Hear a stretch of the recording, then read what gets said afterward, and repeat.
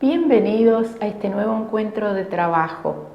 Antes de abordar el contenido planteado para este día, quiero destacar, comentarles o sugerir que se remitan a la presentación inicial de esta unidad curricular o materia, como vulgarmente decimos, porque allí está planteado el enfoque con el que se pretende encarar esta unidad curricular. Un enfoque que parte de recuperar las propias imágenes, percepciones, representaciones, ideas que cada quien tiene, que cada uno de ustedes tiene, acerca de los contenidos que vamos a ir abordando. ¿Cuál es la importancia de esto?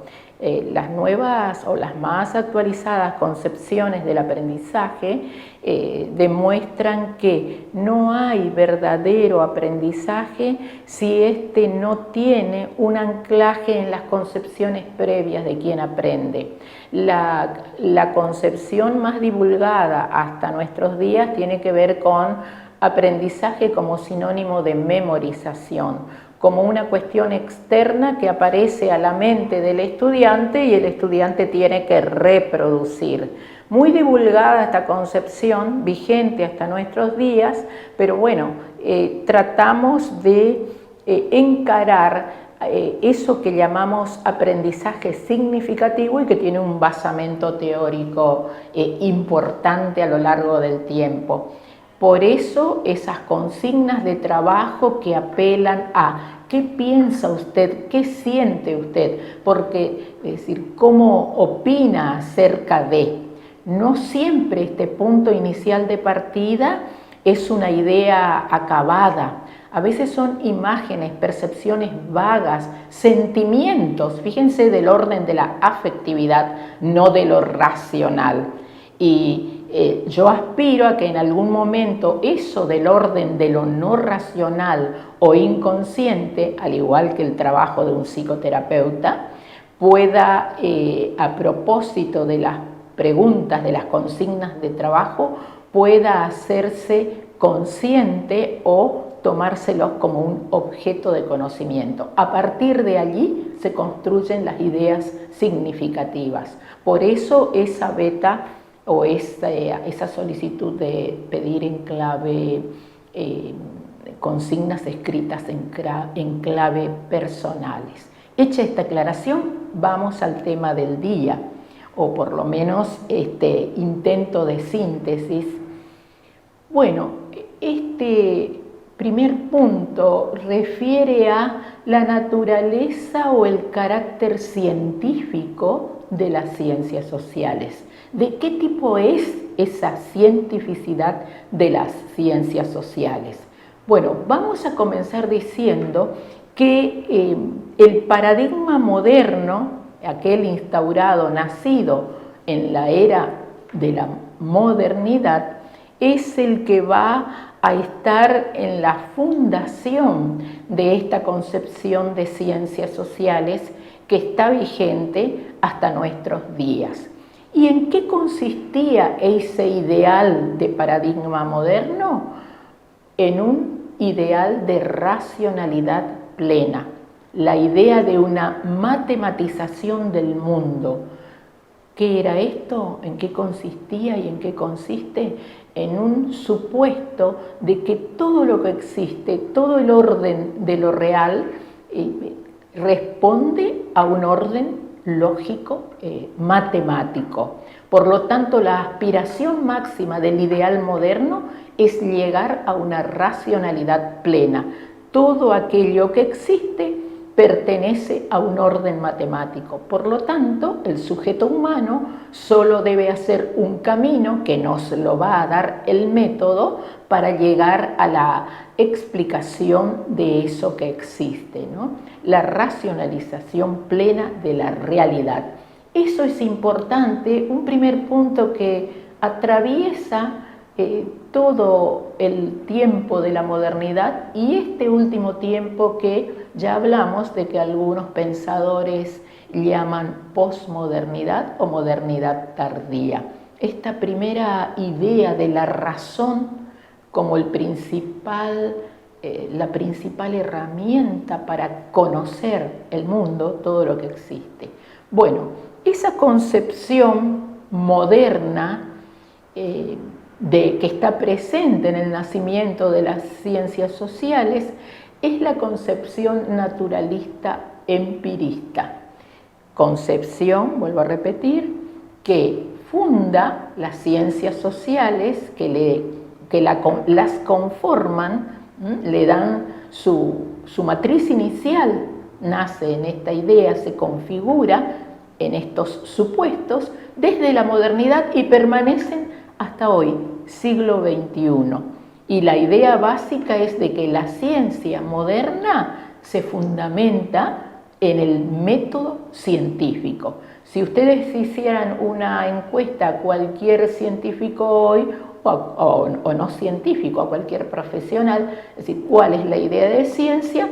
Entonces, la idea primordial que permanece vigente es que la aplicación consiste en la aplicación de un método científico. Ahora, ya entrando en este encuentro, más en la caracterización de las ciencias sociales, porque hasta el momento veníamos hablando de epistemología en general, con referencia sí a las ciencias sociales, muchas, pero en este momento lo que nos importa como para ir cerrando este primer eje problemático de los tres en que se organiza nuestro programa, este primer eje, digo, es decir, caracterizar típicamente las ciencias sociales para después entrar en el segundo eje problemático, en la especificidad o las especificidades que tiene el conocimiento de lo jurídico, del campo jurídico. Bueno, en una síntesis, ¿cómo comienzan las ciencias sociales? Una primera etapa del positivismo que fue fundado por Augusto Comte. Una segunda etapa de primacía del empirismo lógico que nace al calor del Círculo de Viena. Y la concepción estándar o consenso ortodoxo, como se llaman, sobre las ciencias sociales, que es este último periodo. Entonces, tres grandes fases o momentos caracterizan el surgimiento y desarrollo de las ciencias sociales. Eso es lo que me importa que tengamos claro. Ahora, ya sea todas estas fases confluyen con los aportes, digamos, del empirismo lógico y de la concepción estándar. Comparten supuestos básicos. Un supuesto naturalista, es decir, que este supuesto naturalista está en la base de esta concepción de ciencia, un reduccionismo cientificista. ¿Qué significa reduccionismo cientificista? Que todo lo que existe solo tiene valor de verdad si es capaz de atravesar el método científico, el método de la ciencia, testeado a través de la experiencia. También un supuesto compartido hasta el día de hoy por las ciencias sociales es que existe unidad y continuidad en la ciencia. Por lo tanto, no hay diferencia, no hay salto epistemológico entre las ciencias naturales y las ciencias sociales. Otro supuesto básico de las ciencias sociales, la explicación. Las ciencias naturales nacen con una fuerte impronta de tener como propósito la explicación, una explicación que adquiere formas de leyes generales para dar cuenta de fenómenos particulares, y una explicación cuyo principal tipo toma la forma de un razonamiento deductivo. Recordemos esto, ¿qué significa? Que de un enunciado general, abstracto, teórico, se infiere a través de proposiciones la singularidad de el hecho que uno desea explicar. ¿Cómo sucede esto? Que las premisas, recordemos que todo razonamiento tiene premisas para luego llegar a una conclusión. Bueno, en esta concepción de ciencia, las premisas bastan, expresan la condición suficiente de verdad. Por lo tanto, es como esas premisas son como un contenido que ya garantiza la verdad de la conclusión general. Para esto, entonces, me importa que ahora distingamos que existen leyes generales y condiciones iniciales o circunstancias concretas como los requisitos para lograr enunciados más generales. Y podría decirse que sin explicación en esta concepción no hay ciencia y sin ley tampoco existe explicación. Eso significa que para avanzar en el conocimiento científico, cuando abordamos el estudio de casos particulares, partimos siempre de una ley general, de una teoría que nos dice cómo se comportan determinados fenómenos. Ahora es necesario establecer el eslabón que conecte esa ley general o esas leyes generales con los casos particulares que vamos abordando. Otro supuesto compartido claramente por las ciencias sociales y las ciencias naturales es el supuesto empirista. ¿Qué significa esto? Que para hacer ciencia hay una fe ciega en la experiencia, es decir, en la experimentación y en el conocimiento empírico como fundamento de la ciencia.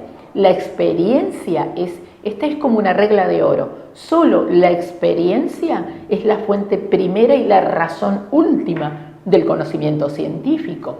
Bueno, un reduccionismo cientificista, dicen los epistemólogos. ¿Por qué? Porque en esta concepción estándar de la ciencia, en este consenso ortodoxo de las ciencias sociales, se homologa, es decir, lo social a lo natural.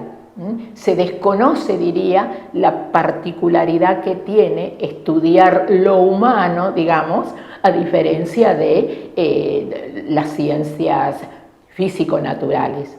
Se homologa lo natural, lo social a lo natural.